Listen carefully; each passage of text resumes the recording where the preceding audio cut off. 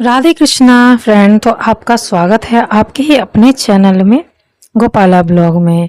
तो उम्मीद करते हैं आप बहुत बढ़िया से होंगे और खुश होंगे और हम भी खुश हैं। और मौसम तो बढ़िया हो ही रखा है और 2-3 दिन से बारिश हो रही है तो मौसम काफ़ी अच्छा हो गया। तो मौसम को देखते हुए ना तो मन कर ही जाता है कुछ खाना बनाने का, और इस बीच में बन ही रहा है। कुछ कुछ तबीयत भी ऐसी चल रही है, लेकिन मौसम जब अच्छा हो जाता है ना तो फिर थोड़ी थोड़ी तबीयत मौसम को देख के ठीक भी हो जाती है। तो फ्रेंड मैं बना रही हूँ चाप। आज ये चाप मेरे घर में कम से कम 1 साल शायद हो गया होगा, या 1 साल से ज़्यादा ही हो रहा होगा। बनी नहीं है। सोयाबीन तो बनती रहती है, जो सोयाबीन की वड़ी होती है वो तो बनती रहती है, लेकिन चाप बने 1 साल से ज़्यादा हो गया है। सोचती तो बनाऊंगी बनाऊंगी, फिर नहीं बन पाता था कि अभी इस बीच में ना गर्मी बहुत हो रही थी, तो गर्मी में ये सब चीज़ें नहीं अच्छी लगती है। तो ये हम बुधवार की रात को बना रहे हैं चाप। तो चाप मैंने फ्राई कर लिए, जो स्टिक स्टिक के साथ है ना उसी के साथ फ्राई कर लिया, और इसको अभी मैं एक बार और भी फ्राई करूँगी। तो मसाला मैंने तैयार करके रख लिया था। तो मैं आज आपके साथ अपने ये चाप की रेसिपी शेयर कर रही हूँ, जो बहुत ही बढ़िया, बहुत ही टेस्टी, क्रीमी बनती है, जो बिल्कुल रेस्टोरेंट कह लीजिए या शादी पार्टी में बनती है उस तरीके की। तो मसाले में मैंने क्या करा है, यानी कि प्याज, लहसुन, हरी मिर्च। तो प्याज और लहसुन को मैंने एक साथ पीस लिया था मिक्सी ग्राइंडर में। अदरक, हरी मिर्च और टमाटर को मैंने अलग पीसा, और टमाटर के साथ ही मैंने 4 से 5 बादाम और 4 से 5 काजू मैंने टमाटर की पेस्ट के यानी कि बनाया ना उसी में जार में डाल दिए थे और उसको पीस लिया था। तो जब जिस टाइम पे मैं ये पीस रही थी वो मैं आपके साथ नहीं दिखा पाई आपको, तो उसके लिए सॉरी। लेकिन आप बनाइएगा, अगर आपके पास है तो आप डालिएगा ज़रूर। आपके पास काजू बादाम है तो डालिएगा, 4 से 5 काजू, 4 से 5 बादाम। तो मसाला भुन रहा है, प्याज और लहसुन का मसाला भुन रहा है। तो जो मैंने टमाटर का पेस्ट बनाया था ना उसी में मैंने मसाले निकाल लिए। मसाले पहले जो हमारे घर के होते हैं वही रहेंगे, जैसे नमक है, मिर्च है, धनिया पाउडर, थोड़ा सा अमचूर पाउडर और हल्की सी हल्दी। और उसके बाद जो सब्जी मसाला मैं यूज़ करती हूँ डेली सब्जी में, वो वाला थोड़ा सा डालेंगे, आधा चम्मच, जो किचन किंग मसाला आता है ना, सब्जी मसाला वो। और उसके बाद जो चाप वाला मसाला आता है वो भी मैंने इसमें डाला है। तो वो मैंने जब सब्जी बन गई थी तो ऊपर से डालना है, ऊपर से डालते हैं तो उसका टेस्ट काफ़ी अच्छा आता है और कलर भी काफ़ी अच्छा आता है। तो मेरे पास जो कश्मीरी लाल मिर्च है वो ख़त्म हो चुकी है, वो नहीं थी घर के अंदर, जिससे कलर आता है। तो मैंने उसकी जगह थोड़ा सा जो फूड कलर होता है ना वो डाल दिया है, रेड कलर, वो मैंने डाल दिया थोड़ा सा, ज़्यादा नहीं डाला है। और हल्की सी हींग डाल दी कि सोयाबीन भी थोड़ा सा अच्छा तो होता है हमारी सेहत के लिए, लेकिन थोड़ा सा हैवी हो जाता है ना, तो थोड़ा सा डाइजेस्ट होने में थोड़ा सा लगता है। तो मैंने थोड़ी सी डाल दी है हींग इसमें। वैसे मैंने सुना नहीं है कि डालते हैं, लेकिन मैंने अपने लिए डाल दी है कि जब हम कुछ खाएं ना तो दिक्कत नहीं होनी चाहिए। तो जो ये स्टिक है ना वो थोड़ी सी चाप अब ठंडी हो चुकी है, अभी गर्म है, लेकिन इतना है कि मैं छू पा रही हूँ। तो मैं इसकी स्टिक निकाल ले रही हूँ सारी, फिर इसको हम कट करेंगे। तो मैं जिस तरीके से बनाती हूँ वो मैं आपके साथ शेयर कर रही हूँ। सबके अपने अपने तरीके होते हैं, किसी का तरीका किस तरीके से होता है किसी का, लेकिन पहले मैं इस तरीके से बनाती थी स्टिक समेत। लेकिन स्टिक वाले में कुछ अच्छा नहीं लगता है, कुछ वो अलग वाला आता है, आप समझ रहे होंगे, मैं कहना नहीं चाहती यहाँ पर, वो वाला फील होता है, इसलिए मैंने स्टिक निकाल के मैं बनाती हूँ। मुझे अच्छा नहीं लगता। तो ये मेरे पास मलाई थी, जो अभी मैंने दूध उबाला है ना तो उसमें से ये निकली मलाई थी। तो उसको अच्छे से फेंट लिया मैंने, फेंट के मैं इसमें डाल दे रही हूँ, जिससे इसका टेस्ट और कलर काफ़ी अच्छा हो जाएगा। जब ये अपना ऑयल घी छोड़ेगी ना मलाई, तो बहुत अच्छा कलर भी आता है और टेस्ट भी आता है, रेसिपी अच्छी लगती है देखने में सब्जी। तो मैंने कट कर लिए थे, कट करने के बाद मैंने इसको फ्राई कर लिया है। और ये वाला काम मैं इंडक्शन पे कर रही हूँ कि मुझे अपने कान्हा जी के लिए भी बनानी है यही चाप की सब्जी।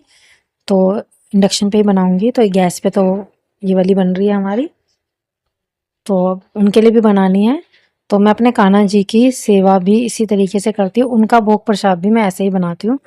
अब जो हम बनाते हैं ना तो उनका अपना तो प्याज लहसुन वाला बना लेते हैं, और कान्हा जी का मैं बिना प्याज लहसुन का बनाती हूँ। तो उसमें से जब मैंने फ्राई किया उस टाइम पे मैंने ये प्याज वगैरह का इस्तेमाल नहीं किया था, तो फ्राई करने के बाद ही मैंने प्याज का इस्तेमाल किया, यानी कि तो ये फ्राई हो गए थे, तभी मैंने एक चाप कट करके पहले ही निकाल दी थी। तो मसाला अच्छे से जब ऑयल इसमें से अलग हो जाए ना, सेपरेट हो जाए, तब इसमें ये चाप जो मैंने फ्राई करके डाली है वो इसमें डाल देनी है, और जितनी हमें ज़रूरत लगती है उतना पानी डाल के इसको ढक के पकाएंगे, ताकि ढक के पकाने से ना भाप में पकेगी और इसके अंदर जितना भी ग्रेवी है अच्छे से मसाले सारे जाएंगे चाप के अंदर, और सॉफ्ट हो जाएगी, अच्छी बनेगी, टेस्ट बहुत अच्छा आता है। तो आप देख ही सकते हैं। और पानी की जितनी आप जितना रखना चाहते हैं थिक, जितना ग्रेवी आप रखना चाहते हैं उस सबसे, तो मुझे इतनी ठीक लग रही है तो हमने इतने ही यानी कि इसको रख लिया है। तो मैं क्या ही बताऊँ, बहुत ही। और मेरी आदत है, मैं जब खाना मेरा बन जाता है ना, सिर्फ रोटियां रह जाती हैं मेरी, उसको भी मैं परात वगैरह खाली करके उसको मैं एक कटोरे में कर देती हूँ आटे को, और बाकी जितने भी बर्तन मेरे जूठे हुए होते हैं उनको मैं पूरे साफ कर लेती हूँ। उसके बाद ही मैं रोटियां बनाती हूँ।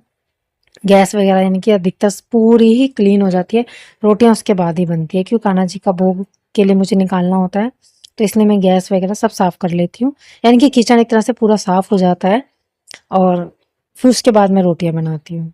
तो ये मेरी अभी से नहीं, मेरी शुरू से ही आदत है, मैं इसी तरीके से काम करती हूँ। ऐसा नहीं है कि हम यूट्यूब पे आए हैं तो वीडियो बना रहे हैं तो ये हम दिखा रहे हैं इसलिए आपको पता चल रहा है।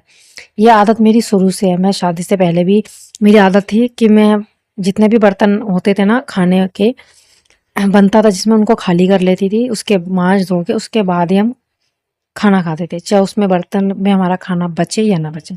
तो फ्रेंड लगा ले रहे हैं प्लेट, तो आप देख ही सकते हैं सब्जी कितनी बढ़िया लग रही है।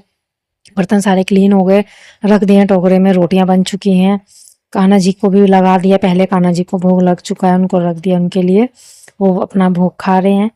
और ये मेरे इनके बच्चों की और इनकी प्लेट है। तो कैसी लगी आज की चाप की रेसिपी कमेंट करके ज़रूर बताइएगा, और चैनल पे पहली बार आए हैं तो सब्सक्राइब करना तो बिल्कुल भी मत भूलिएगा, वीडियो को लाइक एंड शेयर जरूर कीजिएगा। तो फ्रेंड ये नेक्स्ट डे है, यानी कि अगला दिन वीरवार का, तो पूजा वगैरह करते हुए तो मैंने नहीं दिखाया, तो पूजा वगैरह मेरी सब हो चुकी है, और मैं आपको अपने कान्हा जी के, अपने भोले बाबा के, अपने नारायण जी के, सभी के आपको दर्शन करवा दे रही हूँ। तो कैसे लग रहे हैं, तो भोग के लिए मैं सुबह में दूध, मिश्री रख देती हूँ, और जैसे घर में ड्राई फ्रूट होते हैं वो, या बिस्किट, नमकीन, ये सब मैं रख देती हूँ। और जैसे फ्रूट वगैरह होते हैं तो फ्रूट भी रख देती हूँ, फ्रूट अगर अगर ये सब रखती हूँ तो फ्रूट मैं दिन में रख देती हूँ। तो अब मैंने पूजा अपनी माला जाप वगैरह जो भी था वो सब कर लिया है, जो भी मेरी पूजा होती है वो सब मैंने कर लिया है।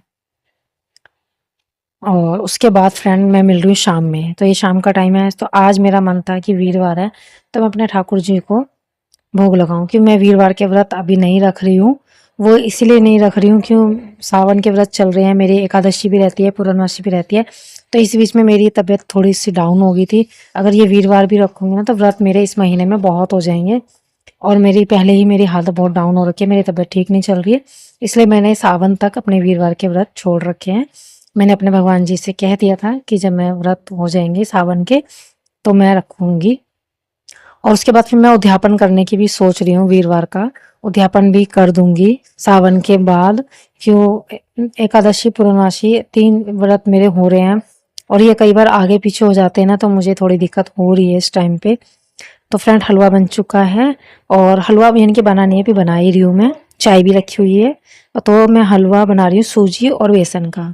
तो घी अच्छे से गर्म हो गया था, उसके बाद मैंने सूजी और बेसन को खूब अच्छे से भूना, जब उसमें घी बिल्कुल अलग नहीं हो गया ना तब तक मैंने इसको भूना। उसके बाद मैंने इसमें डाल दिए चीनी, और चीनी को भी थोड़ा सा इसके अंदर ही भूना, यानी कि मेल्ट किया। उसके बाद मैंने पानी डाल दिया जितनी ज़रूरत है, बहुत ज़्यादा नहीं बना रही हूँ, थोड़ा सा बना रही हूँ। कई बार ऐसा होता है कि बच्चे नहीं भी खाते हैं, शाम का टाइम होता है ना, तो ट्यूशन वगैरह गए होते हैं तो नहीं भी खाते। तो हलवा बन चुका है, तो ऊपर से मैंने डाल दिए थोड़े से काट के बादाम, और नारियल का बुरादा, जो नारियल का होता है ना, जिसको क्या कहते हैं, डेसिकेट कोकोनट, बोला भी नहीं जा रहा है, तो वही वो डाल दिया मैंने। तो सबसे पहला भोग मेरे अपने ठाकुर जी के लिए निकलेगा, और अपने भगवान जी के लिए, तो मैं महादेव के लिए भी निकालेंगे, तो सभी भगवान जी का भी हो जाएगा इसमें, और हमारे ठाकुर जी का भी हो जाएगा। तो दो, एक प्लेट में, एक कटोरी में मैंने निकाल लिया, यानी कि जो मेरे ठाकुर जी के बर्तन है, हमारे भगवान जी के बर्तन है, और ये बर्तन मेरे कान्हा जी के अलग ही रहते हैं, हमारे भगवान जी के ये हम अपने बर्तनों के साथ यूज़ नहीं करते हैं। और इनको रखने की जगह भी इनकी अलग है। तो थोड़े से मैंने ऊपर से भी मैं डाल दे रही हूँ ताकि देखने में अच्छा लगे। हमारे ठाकुर जी को भी तो पसंद आना चाहिए ना, क्यों, उन्हें भी तो लगना चाहिए कि आज कुछ स्पेशल बना है, तो उनकी आंखों को भी अच्छा लगना चाहिए। तो मैंने थोड़ा सा अच्छे से सजा दिया है हलवे को बादाम से और नारियल के साथ। किशमिश खत्म हो चुकी है, किशमिश नहीं है। तो बहुत ही प्रेम भाव से अपने ठाकुर जी को, अपने महादेव को, अपने भगवान जी को, सभी भगवान जी को लगाएंगे भोग।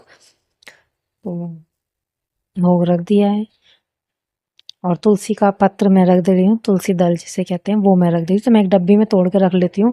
कई बार ऐसा होता है ना, संडे पड़ जाता है, एकादशी वगैरह ये सब, तो उन दिनों में हमें ये नहीं तोड़ने होते, तो मैं थोड़े से डब्बी में करके रख देती हूँ।